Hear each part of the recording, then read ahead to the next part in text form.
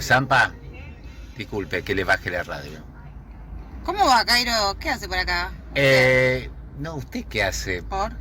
¿Usted no iba a grabar, no tendría que estar grabando su columna de literatura? Columna de literatura. ¿Columna de literatura para qué? ¿Por qué? Lo peor era cuando sonreía, no sé si le suena. Lo peor era cuando sonreía. Ese programa, esa suma de ideas inconclusas que alguien alguna vez te venía que verbalizar. Exactamente. Pero ese programa no salió. Yo hice una columna la semana pasada. Sí, para llevadora cuando sonreía. Bueno, pero ahora sigue. ¿Sigue? Sí, sin mí. ¿Cómo sin usted? Sí. Bueno, no hablemos de eso. O sea, usted no hizo la columna de literatura. No hice porque ya le digo, hice la semana pasada y yo pensé que con mi extraordinaria contribución había quedado saldada la deuda al menos por 15 días. Bueno, le explico, no sé cómo explicarle. Bueno, ya que estamos charlando y todo ese tipo de cosas, estaba pensando, ¿no? Mire usted, pues yo pienso que por acá es mentira. Y también estudié para hacer este tipo de cosas. Historia. Sí. Historia y literatura. Podríamos decir que en algún punto son como hermanadas. Son como... ¿Qué piensa usted? Es una productiva un maridaje. relación.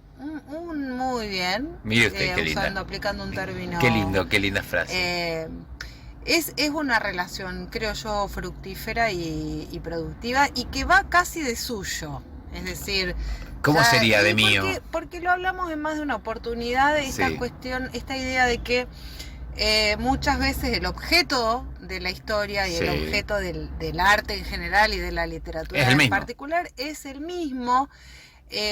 Solo que el arte no necesitaría esa distancia temporal que sí necesita la historia por una cuestión de perspectiva temporal. Sí, es verdad. Y que entonces muchas veces la literatura o el arte pueden dar cuenta antes, de manera casi inmediata, de ciertos fenómenos de los que después va a dar cuenta la historia. Es más, usted me hace pensar, y una de las grandes fuentes del mundo antiguo es la literatura. Ejemplo. Como documento que yo, la Ilíada y la Odisea. Exactamente. El cantar de los Nibelungos. Exactamente. Es Sinué, el egipcio. Ajá. Son todos relatos de la tradición oral, que desde ahí se sacó un montón de datos para tratar de sacar el velo del tiempo. ¡Ay, qué hermosa frase! No, hay otra cuestión. Hobsbawm es el historiador. Dice Hobsbawm, el que dice que la Guerra Fría nunca existió, que es el mejor invento después de la Coca-Cola. Bueno, Hobsbawm, además de hacer esa observación tan pertinente, plantea que de alguna manera muchas veces el historiador debe comportarse como un escritor de literatura, en el sentido de que cuando la fuente no alcanza a dar cuenta de la totalidad del fenómeno que se quiere abordar, muchas veces el historiador debe llenar esas lagunas con procedimientos que son o suelen ser más propios de la literatura que de la historia. Le llegó un mensaje. Sí, bueno, después eso no es importante. Ahora lo más importante es esto que estamos haciendo juntos y que estamos hablando de esto de que no hay entre historia y literatura en algunos casos una diferenciación tan nítida o tan tajante. Es más, esto que usted dice de Hobsbawm me invita, lo que está diciendo Hobsbawm es invitando a que el historiador se sincere. El historiador en todo momento está tapando pozos. Porque vos lo que conseguís son pedazos de un rompecabezas. Nunca aparecen todos. Exacto. Así sea contemporánea la historia, no aparecen todos, porque siempre todos los pedazos están sesgados según una perspectiva, y más si hablamos del mundo antiguo. Entonces lo que está diciendo Hobsbawm es, si todo el tiempo estamos tapando pozos, hay que ser un literato en algún punto, porque sería como sincerarse. Sí, y además lo interesante de Hobsbawm es que no lo plantea como un aspecto negativo, no es que está planteando o poniendo al historiador en el lugar de un farsante, sino que que en todo caso le está dando también a la literatura un estatuto interesante en relación con los hechos del pasado, porque hay también esta cuestión de la narrativa como estructura casi de pensamiento, o sea, esta necesidad de contar que nace prácticamente con la humanidad y que está sosteniendo no solamente a la ficción literaria, sino también a la historia, digamos.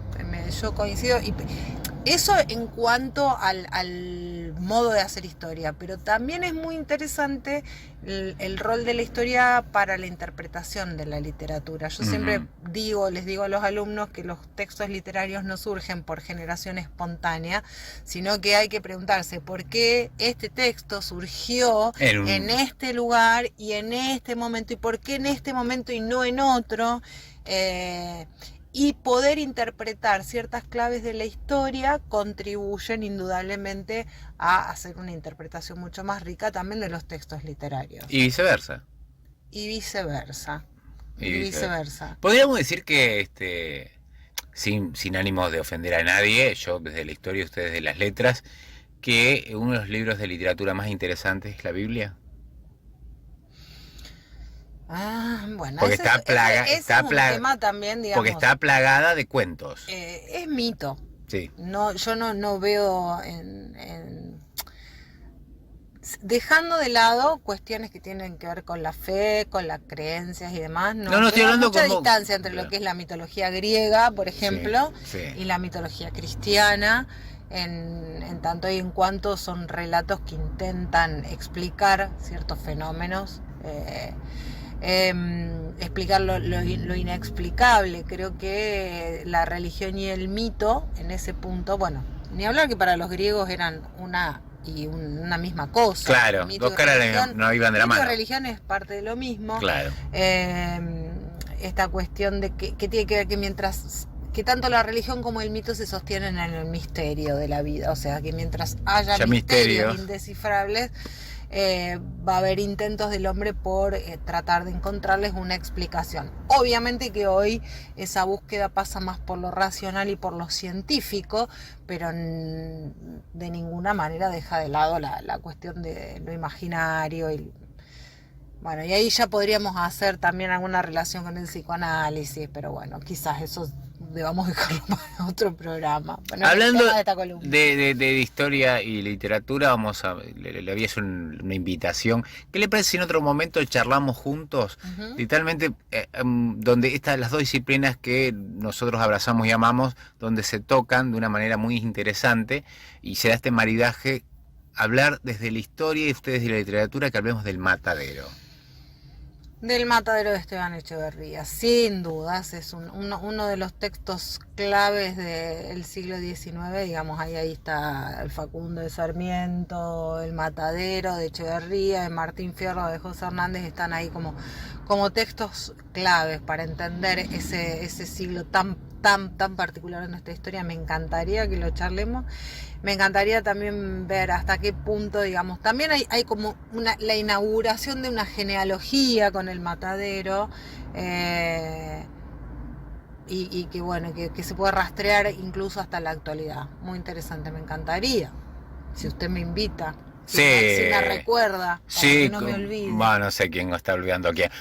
Estamos llegando. Al final, la invitación ya está hecha. Este maridaje que hemos creado acá, Zampa, Cairo, Zampa, historia, literatura, historia, con mezclar vino toro con pomelo, como un toromelo. Es más, los invito próximamente a escuchar este toromelo histórico, literario de Lo Peor era cuando se reía. Puede subir la radio si quiere. De nomás.